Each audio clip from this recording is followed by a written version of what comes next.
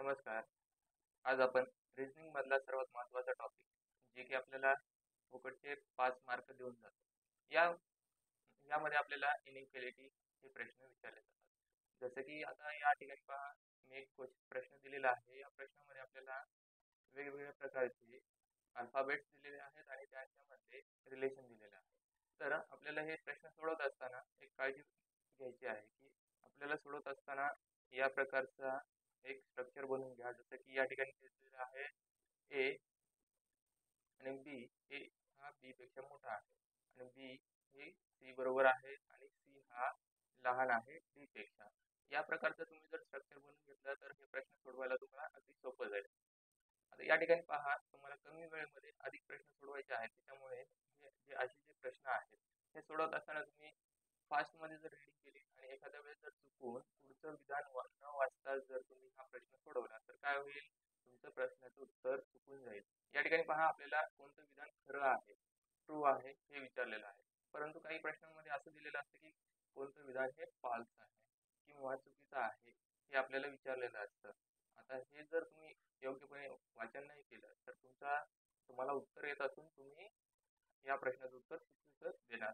त्याच्यामुळे काय करायचं, जेव्हा आपण प्रश्न वाचतो तेव्हा पूर्णपणे प्रश्न वाचून घ्यायचा. वाचन केल्यानंतर प्रश्नामध्ये विचारलं काय आहे ते समजल्यानंतर आपण प्रश्न सोडवायला सुरुवात करायची. पहा या ठिकाणी ए हा बी पेक्षा मोठा आहे, जशास तसं मी लिहिलं. त्यानंतर बी हा सी बरोबर आहे, पुढे सी हा लहान आहे डी पेक्षा. या पद्धतीने लिहिल्यानंतर आपण पाहायचं की आपल्याला विचारलं काय आहे, तर निश्चितपणे खरे विधान विचारलेलं आहे. मग पहा ऑप्शन्स दिलेले आहेत. ए हा डी पेक्षा मोठा आहे. आता या ठिकाणी पहा रिलेशन दिलेलं आहे ए हा मोठा आहे.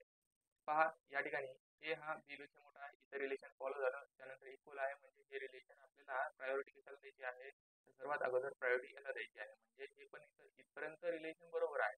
परंतु यापुढे गेल्यानंतर अपोजिट चिन्ह लागलं.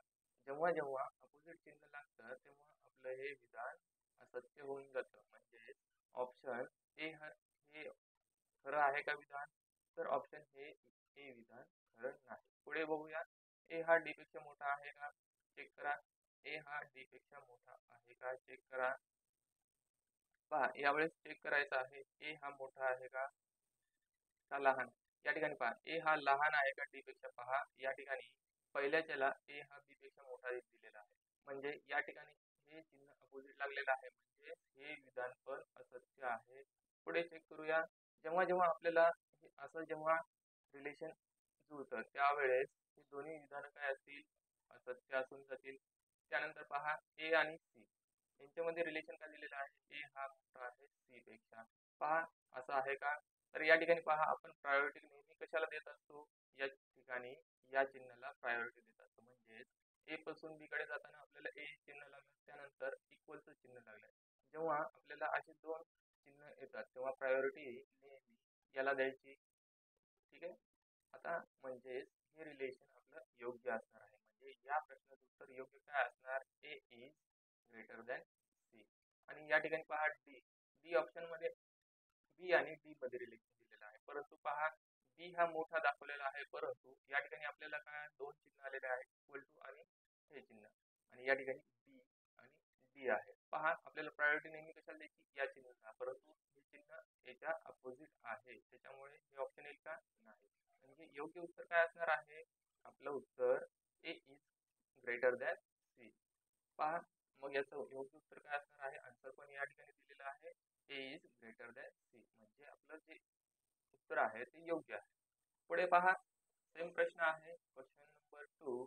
या ठिकाणी आपल्याला ऑलरेडी त्यांनी तयार केलेलंच रिलेशन दिलेलं आहे. आपल्याला इथं तयार करायची आवश्यकता आहे का, नाही. जसं की P is greater than equal to Q, Q is greater than or equal to S.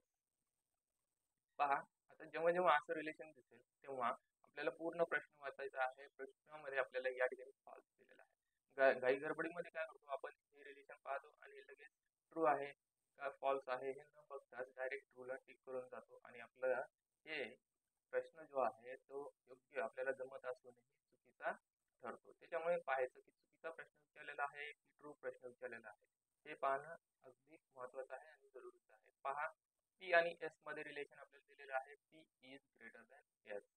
या ठिकाणी पहा आपल्याला प्रायोरिटी नेहमी कशाला द्यायची आहे. पहा या ठिकाणी आपल्याला चिन्ह कोणकोणती भेटली. आपल्याला तिन्ही चिन्ह भेटली तर प्रायोरिटी नेहमी याला द्यायची. त्यानंतर हे जर चिन्ह नसेल तर याला द्यायची आणि शेवटी याला द्यायची. मग आता पहा प्रायोरिटी आपल्याला नेहमी कशाला देणार, याला. आणि आपल्याला या रिलेशन मध्ये सर्व चिन्ह एकाच साईडला त्यांचं तोंड आहे. ठीक आहे.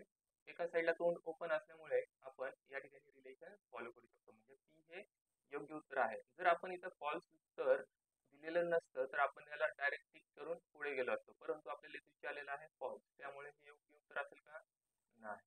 जर तुम्ही प्रश्न जर योग्य वाचला नसेल तर तुम्ही ए ला टिक करून पुढचा प्रश्न सोडवला असता आणि हे तुमचं उत्तर चुकलं असतं. पहा Q is greater than S.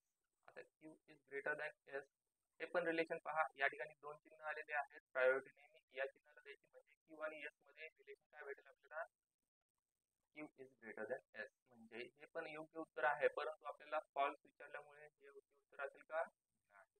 पुढे आहे आर इक्वल टू एस. हे पण रिलेशन योग्य आहे, म्हणजे हे पण ऑप्शन येणार नाही. राहिला फक्त P is less than S. म्हणजे पहा या ठिकाणी P is greater than equal to greater than S असं रिलेशन आहे. म्हणजे P is greater than S असं असायला पाहिजे होतं, परंतु हे या ठिकाणी रॉंग दिलेलं आहे. म्हणजेच आपलं योग्य उत्तर काय असणार आहे, P is greater than S. आणि आपलं उत्तर या ठिकाणी पण योग्य आलेलं आहे. पहा क्वेश्चन नंबर 3. या ठिकाणी आपल्याला दिलेलं आहे give that X is less than Y. या ठिकाणी पहा X is less than Y आणि Y is greater than equal to Z. अशा प्रकारचं आपल्याला रिलेशन दिलेलं आहे आणि आपल्याला विचारलेलं आहे मस्ट बी ट्रू, म्हणजे खरं विधान. नक्कीच खरं विधान कोणतं असेल हे आपल्याला सांगायचं आहे. पहा या ठिकाणी आपल्याला जेव्हा जेव्हा असे चिन्ह येतात एकमेकांच्या विरुद्ध दिशेने, या अशा वेळेस आपल्याला आणखीन एक ऑप्शन नवीन तयार होतं, कॅन नॉट बी डिटरमाइंड.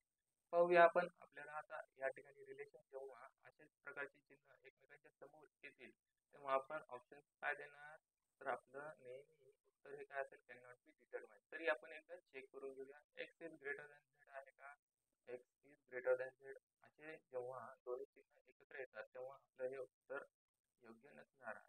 ठीक आहे. X is less than Z आहे का, नाही, कारण की हे एकमेकांच्या जेव्हा जेव्हा अपोजिट येतात तेव्हा हे उत्तर योग्य असणार नाही. आणि X is less than equal to Z असेल का, नाही.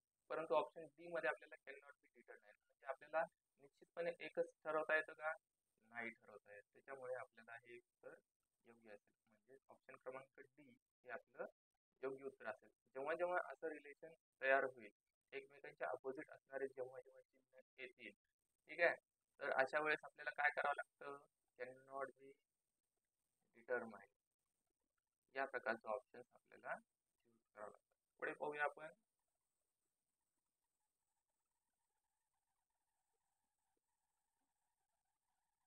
A is greater than equal to B is greater than C and D is, या ठिकाणी पहा D ला अगोदर घेतलेला आहे आणि D हा कसा लहान आहे. म्हणजे या ठिकाणी चिन्ह जे आहे आपल्याला C सोबत रिलेशन लावायचं आहे, कारण की आपल्याला इथं C दिलेलं आहे. मग C कडे कोणता तोंड आहे, तर मोठ्या आकाराचं तोंड आहे. म्हणजे या ठिकाणी आपल्याला लिहित असताना काय करावं लागेल, C कडे मोठं तोंड करावं लागेल. पहा या ठिकाणी हे ओपनिंग जे आहे तोंड ते कसं आहे, C कडे मोठ्या आकाराचं आहे. म्हणजे C कडे आपण मोठ्या आकाराचं तोंड केलं आणि D कसं आहे, लहान. म्हणजे C is greater than D. अशा प्रकारचं आपल्याला रिलेशन बनवावं लागेल. आपल्याला या ठिकाणी रिलेशन चेंज करून घ्यावं लागतील, कारण की प्रश्नामध्ये आपल्याला नेहमी सारखंच देतील असं आहे का, नाही. त्यामुळे लक्षपूर्वक आपण प्रश्न सोडवावा लागेल. या ठिकाणी आपल्याला विचारलं आहे ट्रू, म्हणजे सत्य विधान आपल्याला शोधायचं आहे. तर पाहूया मग. A is greater than B, B is greater than C आणि B is less than C. म्हणजे C काय असेल, ग्रेटर असेल. पहा या ठिकाणी मी असं रिलेशन बनवलं. रिलेशन बनवल्यानंतर आपल्याला काय विचारलेलं आहे, D is greater than D, A is greater than D आहे का. पहा सर्व तोंड कोणत्या साईडला आहेत, एकाच साईडला आहेत. म्हणजे हे विधान योग्य आहे. पहिलं विधान तर आहे योग्य. त्यानंतर A is less than D असेल का, या ठिकाणी पहा असेल का तसं, नाही. म्हणजे हे विधान चुकीचं आहे. बी नंबरचं C इक्वल टू D आहे का, नाही. या ठिकाणी C is greater than D आहे, म्हणजेच हे विधान पण योग्य नाही. आणि कॅन नॉट बी डिटरमाइन येणारच नाही, कारण की या ठिकाणी असे जर दोन चिन्ह एकमेकांच्या अपोजिट असले असते तर हे आपलं योग्य उत्तर असलं असतं, परंतु असं आहे का नाही. त्यामुळे ऑप्शन क्रमांक ए हे आपलं योग्य उत्तर असेल. पाहूया 5 नंबरचा क्वेश्चन. पहा, या ठिकाणी आपल्याला दिलेला आहे P is greater than Q. P हा कसा आहे, ग्रेटर दॅन क्यू आहे. Q equal to R, R is less than S. S म्हणजे आता या ठिकाणी आपल्याला विचारलेलं आहे ट्रू, म्हणजे विधान खरं कोणतं आहे आपल्याला सांगायचं आहे. पहा, पी हा मोठा आहे क्यू पेक्षा, क्यू हा बरोबर आहे आर, आणि आर हा लहान आहे एस पेक्षा. असं रिलेशन बनवल्यानंतर आपल्याला विचारलं काय आहे, P is less than S. P आणि एस यामध्ये आपल्याला दोन्ही चिन्ह अपोजिट मिळालेले आहेत. त्यानंतर पी आणि एस याच्यामध्ये असं कोणतं रिलेशन बनेल का, या ठिकाणी दोन्ही उत्तरे चुकीचं असतील. P is greater than R, P आणि आर यामध्ये आपल्याला काय सांगितलेलं आहे relation, P is greater than equal to R. या ठिकाणी पहा, आपल्याला नेहमी प्रायोरिटी कोणत्या चिन्हाला द्यायची, या चिन्हाला द्यायची. चिन्हाला प्रायोरिटी द्यायची म्हणजे आपलं योग्य उत्तर काय असेल, सी. हे ऑप्शन येईल का, हे ऑप्शन येणार नाही, कारण की या ठिकाणी इक्वल टू साईन असेल का, नाही. एकमेकांचे अपोजिट आहे, परंतु इक्वल टू नसल्यामुळे आपल्याला ऑप्शन देता येणार नाही, किंवा आपल्याला सी ऑप्शन हे करेक्ट मिळाल्यामुळे आपल्याला हे उत्तर द्यायची गरज आवश्यकता नाही. ऑप्शन क्रमांक सी हे आपलं काय असेल, योग्य उत्तर असेल, आणि आपल्याला निश्चितपणे ट्रू हे उत्तर आपल्याला मिळालेलं आहे. ठीक आहे, अशा पद्धतीने आपण आज 5 प्रश्न सोडवलेले आहेत, आणि हे पुढे 6व्या नंबरचा प्रश्न तुम्ही कमेंटमध्ये याचं उत्तर देऊ शकता, आणि ऑलरेडी या ठिकाणी याचं उत्तर पण प्रिंट केलेलं आहे. तर या प्रश्नामध्ये आपल्याला इनकरेक्ट विचारलेलं आहे. पहा, या ठिकाणी आपल्याला इनकरेक्ट उत्तर शोधायचं आहे. कोणी म्हणजे प्रश्न वाचत असताना लक्षपूर्वक प्रश्न वाचणं हे आपलं कर्तव्य आहे. पहा, चुकीचा प्रश्न आपल्याला शोधायचा आहे, तर याचं उत्तर तुम्हाला शोधायचं आहे. ठीक आहे, अशा पद्धतीने आपण हे सर्व प्रश्न कंप्लीट करणार आहोत. ठीक आहे, धन्यवाद. तर यापुढील व्हिडिओमध्ये आपण पुढचे प्रश्न सोडवण्याचा प्रयत्न करणार.